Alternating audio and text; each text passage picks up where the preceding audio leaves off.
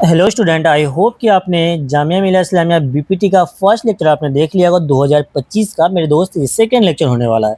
Already मेरे भाई मैंने आपको एक क्वेश्चन नंबर फर्स्ट से लेके 25 तक मैंने करवा दिया है कंप्लीट। आज हम करने वाले हैं 26 से लेके 50 तक। चलिए फिर स्टार्ट करते हैं मेरे भाई। देखो 2026 क्वेश्चन जो था इसमें क्या पूछा गया, टू जीन से। ये सबसे पहले मैं आपको क्लियर बता देता हूँ, ये आपका है रिपीटेड क्वेश्चन है ना, सेम टू सेम। इवन के ऑप्शन तक उन्होंने चेंज नहीं किया है। क्या है, two genes capital R and Y are located very close. देखो very close to chromosome linkage map of the maize plant, ये सारा चीज दे रखा है। आर सिंपल सा भाई, सेग्रीगेशन मतलब किस टाइप का सेग्रीगेशन शो करता है। देखो हायर क्या है, higher number of parental type, बिल्कुल ऑप्शन में यही इसका करेक्ट आंसर है। इससे पहले वाले वीडियो में जब ये दो क्वेश्चन आया था मैंने इसको कंप्लीट डिटेल में आपको समझाया था। प्लीज आप चाहें तो शुरू से आप देखिए वीडियो को और साथ के साथ इस वीडियो को कंटिन्यू कीजिए। सिंपल था। देखो यार, ये चीज होता है, मैं आपको थोड़ा सा यहाँ पे बता देता हूँ ये चीज क्यों होता है। ड्यू टू लिंकेज होता है ना। देखो क्लोज है ना, बहुत क्लोज है तो भाई यहाँ पे क्या होता है, लिंकेज होने लगता है। ये होता है due to linkage, due to linkage होता है। अगर आप देखते हैं 9:3:3:1, ये किस चीज का एग्जाम्पल है, आपसे ये चीज भी कई बार पूछा गया है। ये इंडिपेंडेंट असॉर्टमेंट का एग्जाम्पल है। और 9:3:1 जो होता है मेरे भाई, ये मोनोहाइब्रिड रेशियो होता है। ये आपको पता होना चाहिए। देखते हैं हायर ऑफ दिस, जस्ट उसका ऑपोजिट होता है। ये जो है ना ऑप्शन बी, जस्ट उसका ऑपोजिट है। क्वेश्चन में देखो 27, अगर आप देखते हो भाई, इसमें क्या पूछा गया है। If a double stand DNA has 50% cytosine, अगर डबल स्टैंडर्ड डीएनए में कितना दे रखा है भाई, 20% साइटोसिन है। डीएनए की बात हो रही है, ध्यान रखना है। What will the percentage adenine, adenine का कितना परसेंटेज होता है भैया, आप क्या बोलोगे सर। इसको निकालने का तो बहुत ही सिंपल सा एंड है, आसान सा तरीका होता है। इसको कैसे निकालोगे आपको, मैं आपको पूरे अच्छे तरीके से मैं आपको यहाँ पे समझाता हूँ। देखो एक फॉर्मूला होता है सिंपल सा, जिसमें आप क्या कहते हैं सर, ये मैं आपको कंप्लीट बता रहा हूँ, बेसिक से बता रहा हूँ, ठीक है। A+T+G+C, ये तीनों मिलाकर कितना होगा भाई मेरे, तीनों मिलाकर होता है 100%, बिल्कुल सॉरी, ये चारों मिलाकर 100% होता है। आपको यहाँ पे साइटोसिन का दे रखा है भाई, साइटोसिन कितना है सर, ये जो है आपका 20% है। तो भाई यहाँ पे आपका 20% बिल्कुल सर हो जाता है। और आपको ये पता होगा, देखो यहाँ से कई चीज सिखा रहा हूँ आपको, जितना साइटोसिन होता है उतना ही आपका जो होता है जी का ग्वानिन भी उतना ही होगा। तो यहाँ पे ये भी 20 हो गए। तो समझ में, जितना साइटोसिन होता है उतना ही ग्वानिन होते हैं। तो अगर यहाँ पे आपसे क्या पूछता भाई, ग्वानिन पूछता था 20 लगाते, लेकिन आपसे यहाँ पे एडेनिन मतलब 20 तो होगा नहीं, ठीक है, उसको आप कट कर दीजिए। अब एक चीज और आपको पता होना चाहिए कि G+C यहाँ पे कितना दे रखा है, G+C आपका 40 हो चुका है। और बाकी कितना बचा भाई, टोटल बचा सर 60 बचा है। यहाँ तक देखो, यहाँ तक आपका 40 हो गया था, बचा कितना भाई, टोटल 100% होना चाहिए, 60 बचा है। और एक चीज आपको यहाँ पे ये पता है, A=T होता है, A=T होता है, ये दोनों कितना हो जाएगा भैया, मतलब कि इज इक्वल टू कितना, 60 बचा है। तो आप यहाँ पे क्या निकाल सकते हैं भाई, इसका हाफ कर दीजिए, सिंपल सा भाई, मतलब कि होता है 30%। ऑप्शन नंबर आपका जो यहाँ पे सी है, ये करेक्ट आंसर हो जाएगा। अब देखो ना, अगर देखो मैंने बताया ये दोनों सेम होता है भाई, यहाँ पे 30 लिखो, यहाँ पे 30 लिखो, तो इन सबको एड ऑन कीजिए, आपका 100 निकल जाएगा। तो सिंपल वर्ड में आपको यहाँ पे क्या समझा देता हूँ। देखो आपका जो होता है यहाँ पे A=T होता है, और G=C होता है, G=C होता है, और इन सबको मिलाकर जो होता है आपका 100% होता है। ये क्वेश्चन नंबर 28, देखो इसमें पूछा गया है आपसे कि in a woody dicotyledon tree which of the following part will be the mainly consist of primary tissue. इसमें से कौन सा ऐसा पार्ट है जिसके अंदर मेनली क्या होता है, प्राइमरी टिश्यू होता है। प्राइमरी टिश्यू बोले तो मेरे भाई क्या बोलोगे सर, जो आपका होता है एपिकल हो गया, एपिकल मेरिस्टेमेटिक हो गया ना, मतलब मेरिस्टेमेटिक टिश्यू, तो उसका प्राइमरी प्राइमरी कहते हैं। जो भी आपका एपिकल मेरिस्टेम होता है वो आपका प्राइमरी के अंदर आता है। अगर यहाँ पे देखते हैं शूट टिप और एंड रूट टिप, भाई shoot tip and root tip आपका जो है, बिल्कुल ये आप करेक्ट दे सकते हो। यहाँ पे क्या पूछा भाई, सिर्फ और सिर्फ मेनली कंसिस्ट ऑफ प्राइमरी। तो अगर यहाँ पे आप देखते हैं फ्लावर फ्रूट एंड लीफ, ये आपका ज्यादा करेक्ट आंसर होगा इन कंपेरिजन टू आपका इन कंपेरिजन आपका मतलब शूट एंड टिप। तो देखो यहाँ पे बहुत बच्चा आप बोलोगे सर इसका डी क्यों नहीं है। यार देखो इसमें आप डी लगा सकते हो, डी लगा सकते हो, लेकिन यार ये जो होता है मतलब कि ये देखो रूट हो गया भाई, ये आपका कौन सा वुडी प्लांट आ गया, आप उसके अंदर आ सकते हैं। ये आपसे पूछा वुडी डाइकोटिलेडन, आपसे पूछा गया, तो आपका करेक्ट आंसर जाएगा ऑप्शन नंबर बी, आपसे पूछा अब तो होगा इसका करेक्ट आंसर। बहुत बच्चे इसमें कंफ्यूज होंगे मुझे पता है, लेकिन आप इसको याद कर लेना, ये किसमें होता है भाई, फ्लावर फ्रूट एंड लीफ में होता है। 29 देखो क्या है, बेरोफिलिक पेरोकारियोट्स, ये देखो कैसा पेरोकारियोट, देखो आउट ऑफ एनसीईआरटी है ना, बिल्कुल सर होते हैं कुछ कुछ, कोई दिक्कत नहीं है। बेरोफिलिक जो पेरोकारियोट्स है वो कैसा होता है भैया, ये एक ऐसा प्रोकारियोट्स होता है जो कि कहाँ पे होता है, मेरीन में प्रेजेंट होता है। मेरीन में कहाँ पे प्रेजेंट होता है, डीप ऑफ द मेरीन में प्रेजेंट होता है, उसको हम बेरोफिलिक प्रोकारियोट्स कहते हैं। Glow slowly in high alkaline, जो अल्कलाइन में होता है, जो lake of the high altitude, उसको हम क्या कहते हैं भैया, उसको हम क्या है एल्किलोफिलिक कहते हैं उसको, एल्किलोफिलिक प्रोकैरियोट्स कहते हैं, ये तो होगा नहीं। देखो क्या है, जो grow and multiply in a very deep marine में जो होता है उसको हम क्या कहते हैं, बैरोफिलिक प्रोकैरियोट्स कहते हैं। क्वेश्चन नंबर 30 देखो, क्या है, potometer work on the principle. जो पोटोमीटर होता है वो किस चीज के प्रिंसिपल पे वर्क करता है, तो वो जो वर्क करता है मेरे भाई, क्या करेगा, पोटेंशियल डिफरेंस बिटवीन, ना भाई पोटेंशियल डिफरेंस में ये वर्क नहीं करता है। ये जो वर्क करता है, amount of water supply observe equal to amount of water transfer. Simple सा है, किसी पे वर्क करेगा भाई, जो आप पहले ये आप इस पे पढ़ा होगा ना, जो ट्रांसपोर्टेशन होता है, जैसे कि अभी तो आपकी क्लास से रिमूव हो चुका है 12th क्लास से, लेकिन इसको मतलब ये 11th का जो ट्रांसपोर्टेशन चैप्टर था, जो कि आपका प्लांट फिजियोलॉजी हुआ करता था, वहाँ पे इसको पढ़ाए जाते थे, अब नहीं पढ़ाए जाते हैं, तो वो जो होता है भाई बी एफ का करेक्ट आंसर हो जाएगा। आइए नेक्स्ट क्वेश्चन देखते हैं।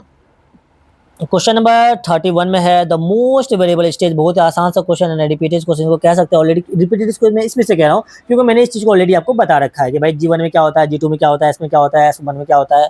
तो क्या है, मोस्ट वेरिएबल पूछा है ना, सबसे ज्यादा वेरिएबल कहाँ पे होता है, वेरिएशन सबसे ज्यादा होता है भैया G1 में होता है। G1 में होता है हायर मतलब कि सबसे ज्यादा। देखो अगर पूछे सबसे वेरिएबल कौन सा है भैया, G1 होता है।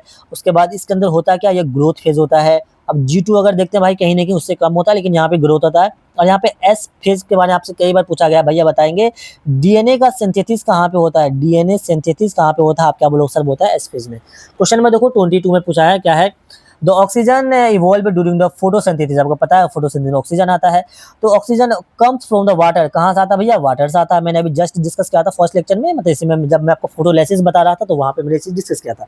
तो molecule which one of the following pair of element involve, बताया इस रिएक्शन के लिए इसमें से कौन सा एलिमेंट उसको हेल्प करता है। सबसे पहले बताओ तो भाई, जो फोटोलिसिस होता है वो ल्यूमेन ऑफ थैलेक्वाइड में होता है, लेकिन ये इसमें कौन सा एलिमेंट इसके लिए हेल्प करता है, बोलोगे सर वो जो होता है मैग्नीज एंड क्लोरीन होता है, मैग्नीज एंड क्लोरीन होता है। 33 देखो, which one is wrong statement, इसमें से कौन सा रॉन्ग स्टेटमेंट है जो आपका है भाई, 11th का क्वेश्चन है। 11th क्वेश्चन बोलते जो आपका बायोलॉजिकल क्लासिफिकेशन पढ़ते हो वहां से इसको लिया गया है। इस क्वेश्चन में आप देखते हैं क्या है, फर्स्ट ऑप्शन अगर आप देखते हो तो brown algae have the chlorophyll a, c and fucoxanthin. क्या रॉन्ग पूछा भाई, जो आपका ब्राउन एल्गी होता है उसके पास क्लोरोफिल, तो ये देखो क्लोरोफिल, ये जो यूनिवर्सल क्लोरोफिल है ये हर एक के अंदर होगा, तो भाई इसके अंदर ये तो होता है, साथ के साथ सी होता है और फ्यूकोजेंथिन होता है, मतलब ये बात कहीं ना कहीं सही है। तो आप इसको भी याद कर लेना भाई, ब्राउन एल्गी के पास कौन कौन सा क्लोरोफिल होता है, कल के एग्जाम में पूछा जा सकता है आपसे। Archegonia are found in bryophyllum, बिल्कुल भाई इसमें प्रेजेंट होता है, टेरिडोफाइट में होता है, जिम्नोस्पर्म में होता है। तो जिम्नोस्पर्म को हम एम्फीबियन ऑफ प्लांट भी कहते हैं, ठीक है। म्यूकर हैज बायोफ्लेजिलेटेड, नहीं भाई म्यूकर में बायोफ्लेजिलेटेड नहीं होता है। ऑप्शन नंबर यही आपका गलत दे रखा है यहाँ पे, ठीक है। ऑप्शन नंबर आपका यहाँ पे सी बिल्कुल नहीं, बिल्कुल करेक्ट आंसर होगा, क्योंकि इसके पास भाई जू स्पर्म होता ही नहीं है भाई, तो वो लैक है, इसके पास कोई भी जू स्पोर नहीं होता है। Haploid endosperm is triple feature of the gymnosperm, बिल्कुल भाई हैप्लॉइड एंडोस्पर्म के पास क्या था, ट्रिपल फीचर फॉर जिम्नोस्पर्म के लिए होगा, बिल्कुल ये बात सही। ऑलरेडी भी मैंने हैप्लॉइड के बारे में आपसे बात कर रखा, ट्रिपलेट के बारे में थोड़ी देर पहले हमने बात की है तो फर्स्ट लेक्चर में। फिर से देखो ये क्वेश्चन, मतलब कि देखो यार, जो आपका बायोलॉजिकली क्या बोलते हैं उसको, बायोमोलिक्यूल जो चैप्टर है ना, उससे यार मतलब इससे तो यही आता है, यही ऑप्शन हमेशा आपको देखने को मिलेगा। क्या है, स्टोन जो HAC catalyst removal of the acetyl group an से अगर उसको acetyl for the stone which of the following involve. Simple सा क्वेश्चन है कि देखो अगर एन टर्मिनल से इसमें क्या रिमूव कर दो, एसिटाइल ग्रुप को कर दो भाई, कहाँ से एन टर्मिनल, वो कौन सा हिस्टोन बन जाता है भाई, वो कौन सा हिस्टोन बनता है, लाइसिन बनता है ना, ये ऑलरेडी बात आपने पढ़ा होगा, वो कौन सा बनता है, लाइसिन बन जाता है। आइए नेक्स्ट क्वेश्चन देखेंगे, और इसमें देखो आपसे पूछा था भैया कौन सा इसमें से न्यूट्रल एमिनो एसिड है, कौन सा बेसिक होता है भैया, जो एस्परजीन है, ये कई बार आपसे एग्जाम में पूछा गया। ये कैसा होता है, ये न्यूट्रल होता है, हिस्टाजीन होता है, ये आपका बेसिक एमिनो एसिड होता है। क्वेश्चन 35 देखो, in antirrhinum two plant with pink flower, देखो यहाँ पे पिंक फ्लावर आया है, ये क्वेश्चन आपका रिपीटेड हुआ है, मैंने आपको बताया था भाई, ये पिंक फ्लावर आते ही आपके दिमाग में आना चाहिए भैया। देखो इसके अंदर अगर इसको आप सॉल्व करते हो ना, इसको इसमें आई थिंक एक्स्ट्रा क्वेश्चन आपको जरूर मिला होगा, जो बच्चे 21 में एग्जाम दिए हैं भाई, इसका जो करेक्ट आंसर आता है जब इसको आप सॉल्व करेंगे, तो इसका मतलब कि देखो ये दोनों सेम दे रखे थे, शायद कि या तो मेरे से मिस्टेक हो गया या नहीं तो ये सेम दे रखे हैं, ये इसका दोनों मतलब कि सी ही, मतलब कि इसका आंसर फाइनली आपका कैपिटल आर स्मॉल आर आएगा।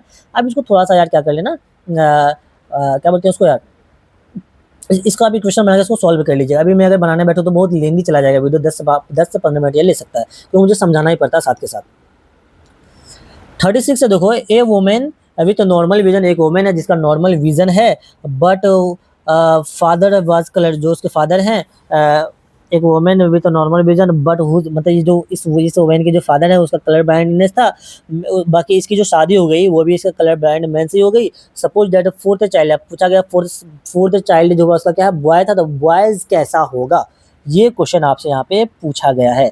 तो ध्यान रखना है, अगर यहाँ पे ये पूछ लेता भाई अगर वोमेन कलर ब्लाइंडनेस अगर होती तो भाई हर हाल में बच्चे के पास भी कलर ब्लाइंडनेस का सिम्टम आ जाता।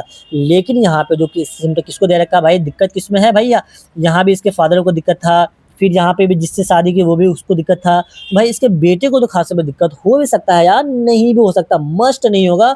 मस्ट कब हो जाता है, जब अगर मैन को अगर मतलब जब फीमेल को इसका दिक्कत हो फिर मस्ट होता है, लेकिन मेल को इस वजह से मे बी और मे नोट भी होगा ऑप्शन नंबर। समझ में आए ये आंसर कैसे लगाएंगे। वैसे इसको आप एक क्वेश्चन को थोड़ी भी सॉल्व भी कर सकते हो, लेकिन फिलहाल जो तरीका होता है इसको सॉल्व करने का। 37 देखो, a fall of glomerular filtration rate activated, ये बहुत ही प्यारा सा क्वेश्चन है कि भाई जीएफआर रेट जब क्या हो जाता है, डिक्रीज होने लगता है, फॉल होने लगता है, तो बताओ कि इसमें से कौन सा एक्टिवेट होता है, इसमें कौन सा सेल आपको पता है। ये सब सारी प्रोसेस किडनी में चलती है और किडनी में एक सेल होता है जिसको हम कहते हैं जक्स्टा गल्यूमर सेल, तो वो एक्टिवेट हो जाता है और वहां से क्या रिलीज होता है, रीनिन रिलीज होने लगता है, जो कि क्या करता है मेरे भाई, जो जीएफआर को फिर इंक्रीज कर देता है, ब्लड ग्लूकोज को इंक्रीज करता है। आपने पढ़ा होगा रास मैकेनिज्म, उसको एक्टिवेट कर देता है, उस मैकेनिज्म में ये रीनिन एक्टिवेट करता है रास मैकेनिज्म को, इसके थ्रू फिर सारी चीज फिर नॉर्मल होने लगता है। 38 देखो, एरोबिक क्या कहते हैं भैया इसको, एरोबिक रेस्पिरेशन प्रोड्यूस कर रहा है, एक एरोबिक रेस्पिरेशन है जो कि प्रोड्यूस कर रहा है 240 ग्राम ऑफ CO2, मतलब CO2 का कितना भाई 240 ग्राम है। Then how much CO2 produce after the same weight of the glucose, glucose होने के बाद अल्कोहलिक फर्मेंटेशन, अल्कोहलिक फर्मेंटेशन बोले तो भैया ये होता है एनएरोबिक रेस्पिरेशन, तो कहीं ना कहीं उससे कम होगा, ये तो तय बात है। तो क्या है कि भाई CO2 भैया कितना है, ग्लूकोज से इतना बन रहा है, तो भाई 6 CO2 से कितना बन रहा है, 264 बन रहा है, ठीक है 264 बन रहा है। तो अगर इसको आप सॉल्व कर देते हैं, अल्कोहलिक फर्मेंटेशन में कितना एटीपी बनता है आपको पता है सर, अल्कोहलिक फर्मेंटेशन 2 एटीपी बनता है, तो 264 को अगर आप यहाँ पे कितना 2 1 3 88 alcoholic fermentation 1 glucose 6 CO2 alcoholic fermentation glucose, तो यार इसको कैसे इसमें सिंपल सा भाई देखो कि 6 से इतना बनता है, तो मुझे बताएंगे कि भाई 2 से कितना बनेगा, इसको क्या करोगे 264 को आप डिवाइड कर देंगे 3 से, तो ये आपका 88 आंसर आया था। ऑप्शन नंबर इसका जो सी है ये करेक्ट आंसर है। नेक्स्ट क्वेश्चन देखेंगे, question number 39, male produce 2 type of gamete, male जो होता है 2 टाइप का गैमेट प्रोड्यूस करता है, कहाँ पे कौन करता है, कौन सा ऐसा मेल है जो कि 2 टाइप का गैमेट प्रोड्यूस करेगा, बहुत ड्रोसोफिला, कौन सा होता है भैया, ड्रोसोफिला होता है। नेक्स्ट क्वेश्चन देखो, क्वेश्चन 40, एडेनिन ड्राइव एडेनिन जो होता है क्या है, डेरिवेटिव हार्मोन है, किसका डेरिवेटिव हार्मोन है सर, ये बहुत ही आसान सा क्वेश्चन, क्या बोलोगे सर, वो जो होता है काइनेटिन का होता है, किसका होता है, काइनेटिन का होता है। IAA जो होता है भैया ये होता है ऑक्सीजन का एग्जांपल है, जिब्रेलिन आप जानते हो। ABA जो होता है ये एब्सिसिक एसिड होता है, जो कि स्ट्रेस, इसको हम क्या कहते हैं भैया, ये इसको हम स्ट्रेस हार्मोन कहते हैं। आपसे पूछा था बताओ इसमें से स्ट्रेस हार्मोन कौन सा है, तो भैया वो AB होता है। ग्रोथ प्रोमोटर कौन सा है, ऑक्सीजन होता है, ठीक है। आइए नेक्स्ट क्वेश्चन देखते हैं, क्वेश्चन नंबर और देखो ये जो काइटिन होता है इसका ये भैया किसका एग्जांपल, साइटोकाइनिन आपने पढ़ा होगा, जो सेल डिवीजन में हेल्प करता है, उसका एग्जांपल है ये। 41 का देखो, चूज द इनकरेक्ट स्टेटमेंट, इसमें से इनकरेक्ट स्टेटमेंट कौन सा है। इनकरेक्ट स्टेटमेंट अगर यहाँ पे देखते हैं तो इन PS1 the reaction centre chlorophyll A has absorb peak, जो PS1 होता है उसके अंदर क्लोरोफिल ए जो होता है जो कि सेंटर होता है वो क्या 700 mm तक एब्जॉर्ब करता है, बिल्कुल भाई PS1 मतलब फोटो सिस्टम 1 जो होता है वो इतना, बिल्कुल ये बात सही दे रखा है। अब सेकंड देखते हैं, दो light harvesting complex are made up of hundreds of, बिल्कुल भाई बहुत सारे उसमें होते हैं, लेकिन उसके अंदर ध्यान रखना जो लाइट हार्वेस्टिंग कॉम्प्लेक्स होता है उसके अंदर क्लोरोफिल ए नहीं होता है, ये बात आपका सही है। Many chlorophyll A molecule form the reaction, नहीं भाई जो रिएक्शन सेंटर होता है मैनी नहीं होता, उसके अंदर बस एक क्लोरोफिल होता है, कितने होते हैं, एक ही क्लोरोफिल, जो कि इस पे मतलब कि ओनली स्पेशल पेयर बोल दो या एक बोल दो वही करता भाई, बहुत ज्यादा नहीं होते, तो आपका यही चीज यहाँ पे दे रखा गलत, ठीक है। क्वेश्चन नंबर 42 देखो, which of the following does not behave as a sense organ of cockroach, इसमें से कॉकरोच के अंदर कौन सा सेंस ऑर्गन मतलब बिहेव नहीं करता है, ये जो आपका करेक्ट आंसर चला जाएगा वो हो जाएगा भैया फेलोमियर्स, ऑप्शन नंबर डी इसका करेक्ट आंसर है। नेक्स्ट क्वेश्चन देखो, क्वेश्चन नंबर 43 इसमें पूछा गया है, factor which can cause the right shift, already ये क्वेश्चन रिपीटेड है, मैंने बताया है इसके बारे में बहुत अच्छे तरीके से। राइट शिफ्ट जो होता है वो कब होता है मुझे ये बताएंगे भैया, जब ऑक्सीजन एफिनिटी मतलब कि ऑक्सीजन की एफिनिटी जब कम हो जाती है तब ये चीज़ हो जाता है, ठीक है। जिसके वजह से क्या होने लगता है भैया, जिसकी वजह से होने लगता है CO2 लेवल हाई होने लगता है, H+ आयन भी आपका हाई होने लगता है, ठीक है। पीएच जो होता है भैया, जो होता है शिफ्ट कर जाता है लेफ्ट साइड, तो ये सारी चीज़ें इसके अंदर होती है। इसी को हम फिर क्या कहते हैं भई, इसी को मतलब कि कौन सा इफेक्ट कहते हैं, जो आपका इंक्रीज CO2 होता है भाई, इसको हम तो बहुत से इफेक्ट कहते हैं। और बाकी आपका जो होता है ये हाई, क्या पूछा भैया, लेफ्ट साइड राइट साइड पूछा, ये आपका ऑप्शन नंबर यहाँ पे क्या आ जाएगा दोस्त, मेरे हो जाएगा ऑप्शन नंबर सी इसका करेक्ट है, दो है ना, इंक्रीज पीएच। तो जहाँ ये H+ आयन इंक्रीज मतलब कि इसका पीएच भी इंक्रीज हो जाएगा। नेक्स्ट क्वेश्चन देखो, क्वेश्चन नंबर 44 पूछा है, the mechanical strength in young stem and petiole, क्या है द मैकेनिकल स्ट्रेंथ की बात आ जाए तो आपको मैंने बताया था भाई, जो परमानेंट टिश्यू होता है, परमानेंट टिश्यू होता है, 3 टाइप का होता है, पेरेन्काइमा, कोलेनकाइमा एंड स्क्लेरेनकाइमा। तो मेरे भाई इसमें जो पेरेन्काइमा होता है आपको पता है ये क्या, इसके अंदर फोटोसिंथेसिस होता है, मतलब फूड स्टोर करता है। और जो कोलेनकाइमा जो होता है मेरे भाई, ये फ्लेक्सिबल नेचर का होता है ना। उसके बाद और ये दोनों कैसे होते हैं, ये दोनों लिविंग होते हैं। जो स्क्लेरेनकाइमा होता है ये आपको स्ट्रेंथ प्रोवाइड करता है, जो कि डेड नेचर का होता है। इसमें पूछा है मैकेनिकल स्ट्रेंथ क्या कौन प्रोवाइड करेगा, जो आपका डेड नेचर का होगा। और वो आपका यहाँ पे देखो पेरेन्काइमा हो सकता है, नहीं सर पेरेन्काइमा बिल्कुल नहीं होगा सर, क्यों नहीं होगा, क्योंकि मैं आपको यहाँ पे क्या बता रहा हूँ कि भाई जो पेरेन्काइमा होता है उसके अंदर फोटोसिंथेसिस होता है भाई, वो स्ट्रेंथ कहाँ से प्रोवाइड करेगा, ये तो होगा नहीं, ठीक है। स्टोरेज टिश्यू होता है। और जो कोलेनकाइमा होता है, पेरेन्काइमा, इसमें मैकेनिकल स्ट्रेंथ ये भी नहीं होगा, लेकिन आपका स्क्लेरेनकाइमा होगा। ऑप्शन नंबर इसका जो सी है ये इसका करेक्ट आंसर होगा, कोलेनकाइमा नहीं होगा, ठीक है। मैं आपको क्लियर बता देता हूँ, क्योंकि जो कोलेनकाइमा होता है वो फ्लेक्सिबल इन नेचर का होता है। क्या इसमें लिविंग तो नहीं पूछा है? अच्छा सॉरी, देखो यार बहुत प्यारा क्वेश्चन है। क्या पूछा है, इन स्टेम एंड पेट्यूल पूछा है ना, इन स्टेम एंड पेट्यूल पूछा है, तो भाई फिर आपका आंसर प्लीज इसमें क्या जाएंगे, क्योंकि यहाँ पे डेड नहीं पूछा है, यहाँ पे आपका लिविंग पार्ट का पूछा था। आपका यहाँ पे करेक्ट आंसर जाएगा कोलेनकाइमा, है ना। और यहाँ पे क्या मेंशन उसने कर रखा भाई, यंग स्टेम है ना, यंग स्टेम दे रखा है। सिर्फ स्टेम होता है फिर आप पाते स्क्लेरेनकाइमा होता है, लेकिन यहाँ पे यंग स्टेम दे रखा है। और पेट्यूल होता है, आपको पता है पेट्यूल भी आपका लिविंग होता है। तो ये इसका आंसर आपका जाएगा बी, ध्यान रखिए इस चीज का।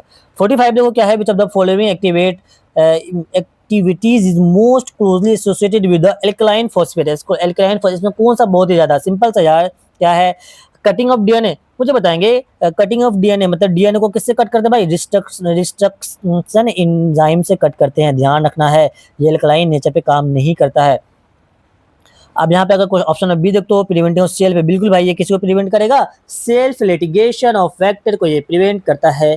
46 है देखो, एम्ब्रियोलॉजिकल सपोर्ट फॉर एवोल्यूशन वाद, जो ये देखो ये नाम से क्वेश्चन आते हैं एक बार, और मैंने ये क्वेश्चन शायद इस टाइप का क्वेश्चन मैंने एक बार करवा रखा है। तो ये किसने दिया था, एम्ब्रियोलॉजिकल सपोर्ट एवोल्यूशन को सपोर्ट करने वाले इसमें से कौन से साइंटिस्ट है भाई, कौन थे भाई, कार्ल साहब थे, है ना। तो यहाँ पे अगर देखते हो भाई, जो अल्फ्रेड साहब थे, इन्होंने किस चीज के बारे में बात की थी भाई, को डिस्कवर ऑफ नेचुरल सिलेक्शन, है ना। इन्होंने किस चीज के बारे में बात की भाई, नेचुरल सिलेक्शन के बारे में, नेचुरल सिलेक्शन। जो हैकल साहब थे, इन्होंने कौन सा लॉ दिया था भाई, इन्होंने बायोजेनेटिक लॉ दिया था, याद कर लीजिएगा, बायोजेनेटिक लॉ। और जो चार्ल्स डार्विन साहब थे भाई, इन्होंने नेचुरल सिलेक्शन थ्योरी दिया था, नेचुरल सिलेक्शन थ्योरी दिया था, किसने, चार्ल्स डार्विन साहब ने। आइए देखते हैं 47 में फाइनली हम पहुंच चुके हैं। इस क्वेश्चन में आपसे पूछा क्या गया, जरा सा देखते हैं इसको। कैलकुलेट द नंबर ऑफ, क्या पूछे, कैलकुलेट करना नंबर ऑफ न्यूक्लियोसोम आपसे कैलकुलेट करने के लिए कहा गया है।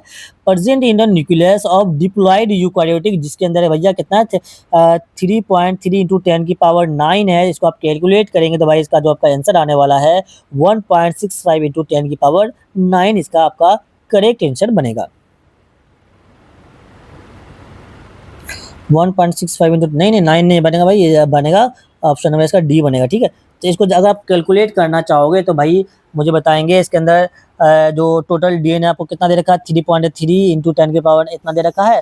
और नंबर यहाँ पे किसकी बात हो रही है, न्यूक्लियस की बात हो रही है, मतलब ये डिप्लॉयड है, तो भैया 200 से इसको डिवाइड कर दीजिए। जब इसको डिवाइड करेंगे आपका यहाँ पे आंसर आ जाएगा। मतलब सिंपल से इसको सॉल्व करने के लिए 3.3 इंटू 10⁹ आपने ऑलरेडी पढ़ रखा है भाई ये सब चीज़ें। 200 इसको डिवाइड करोगे, जब इसको सॉल्व करोगे ना 1.65 इंटू 10⁻7 आपका आंसर आता है। आइए देखते हैं फीमेल ऑर्गेन इन चारा इज नोन एज, फिर से रिपीटेड क्वेश्चन। और चारा का जो फीमेल ऑर्गेन है उसको हम क्या कहते हैं भाई, ओगोनियम कहते हैं, उसको ओगोनियम कहते हैं, ठीक है। आइए नेक्स्ट क्वेश्चन देखते हैं, क्वेश्चन नंबर 49 में select the option that represent the correct combination of component of क्या है, शकस इन शकस, सकस इंचकस का इसमें से कौन सा करेक्ट कॉम्बिनेशन है? जो सकस इंचकस है, मैंने बताया है आपको कि भाई ये कैसा जूस होता है भैया, ये कहाँ से रिलीज होता है? ये इंटेस्टाइनल जूस है। इंटेस्टाइनल जूस होता है ये, वहाँ से रिलीज होता है। इसके अंदर जो ये क्या होता है भाई, इसके अंदर डाइजेस्टिव जूस प्रेजेंट होता है जो कि डाइजेशन में हेल्प करता है। ठीक है भाई, तो इसके अंदर क्या क्या है ये आपसे पूछा गया, प्यारा सा क्वेश्चन है। इसके अंदर इंट्रोकाइनेज होता है, सबसे पहला जो भाई इंट्रोकाइनेज होता है, लैक्टेज होता है, बिल्कुल सर, एंड यहाँ पे न्यूक्लियोसाइडेज होता है। ऑप्शन नंबर यहाँ पे जो बी है ये आपका करेक्ट आंसर जाएगा। आते हैं आज का लास्ट क्वेश्चन है 50, देखो क्या है। A man with Klinefelter syndrome has daughter who is carrier of haemophilia. देखो एक मैन है जिसको एक बीमारी है कि क्या है, क्लिनफिल्टर टाइप का सिंड्रोम है, उसको जो बेटी है उसको एक वो कैरियर है हीमोफीलिया का। The chromosome event leading to the daughter carry this status mostly like to the simple सा है, इसका आंसर आपका क्या जाने वाला है? ये आपके लिए मैं होमवर्क कर दूं क्या? चलो ये आपके लिए मैं होमवर्क छोड़ता हूँ, आप इसको खुद से सॉल्व करेंगे। अच्छा क्वेश्चन है, प्यारा क्वेश्चन है, ये क्वेश्चन मैंने कई बार आपको करवा दिया है कि आपका। चलो मैं बता देता हूँ भाई, ये होता है non disjunction event in father. Option number इसका सी करेक्ट आंसर है। तो आपके लिए होमवर्क है भाई, मुझे बताएंगे क्लिनफिल्टर सिंड्रोम क्या होता है, हीमोफीलिया क्या होता है, और ये एक दूसरे को कैसे लीड करते हैं। ये सारी चीज़ आपके लिए होमवर्क है, आप हमें कमेंट कर सकते हो। थोड़ा सा सर्च कर लेना गूगल पे, इससे क्वेश्चन कई बार आए हुए हैं, ताकि आप इसका कंसेप्ट और अच्छे तरीके से क्लियर हो जाए। ऑलरेडी यहाँ पे 21 मिनट हो चुके हैं भाई, नहीं तो वीडियो बहुत लेंदी हो जाता है, फिर आप लोग बोलते हो सर इतना लेंदी वीडियो ना बनाया कीजिए। आई होप कि मेरे भाई 2025 का आपको ये 50 क्वेश्चन बहुत अच्छे तरीके से समझ में आ गया होगा, मतलब कंप्लीट बायोलॉजी बहुत अच्छे से समझ में आई होगी। चलिए मिलते हैं फिर नेक्स्ट वीडियो में, तब तक के लिए भाई अपना ख्याल रखकर अच्छे से पढ़ाई करते हैं। अगर चैनल में फर्स्ट टाइम है तो सब्सक्राइब कर लीजिए, अपने दोस्तों के साथ जरूर शेयर कीजिए।